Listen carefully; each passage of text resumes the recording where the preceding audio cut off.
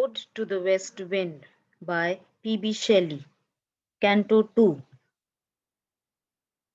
Thou, on whose stream, mid the steep sky's commotion, loose clouds, like earth's decaying leaves, are shed, shook from the tangled boughs of heaven and ocean. Now, the speaker addresses the wind as a person, calling it the one who will loose clouds and shake the leaves of the boughs of heaven and ocean. The speaker is praising the wind for its power.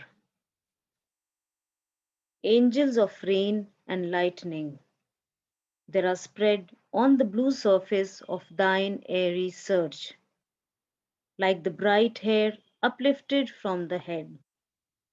Again, the speaker refers to the wind as a spiritual being, more powerful than angels, for the angels of rain and lightning are described as being spread on the blue surface of the wind.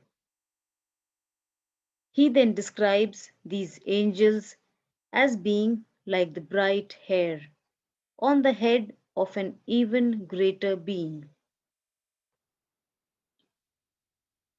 of some fierce Menad, even from the dim verge of the horizon to the zenith's height, the locks of the approaching storm thou dirge.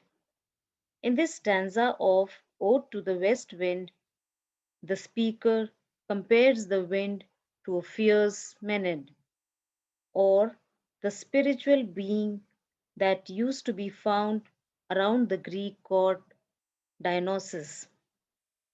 Remember, this is the being that was also described as having hair like angels. Thus, the wind is described as a being like a god with angels for hair. These angels of rain and lightning reveal that a storm is on the way. Of the dying year to which this closing night will be the dome of a vast sepulchre, vaulted with all thy congregated might. The speaker then explains that the storm approaching is the impending doom of the dying year. The use of sepulchre is interesting since this is referring to a small room or monument in which a person is buried in, typically Christian origin. To refer to something like this could suggest that Shelley wants to trap and contain all the power of nature inside the tomb, for it to burst open in stanza 5.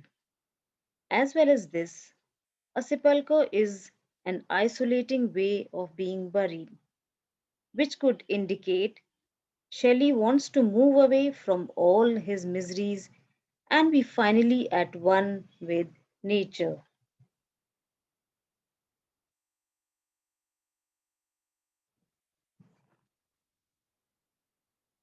Of vapors from whose solid atmosphere black rain and fire and hail will burst o'er. The speaker then describes the wind as the bringer of death.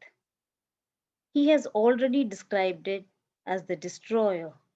Here, he describes it as one who brings black rain and fire and hail. Then, to end this canto, the speaker again appeals to the wind, begging that it would hear him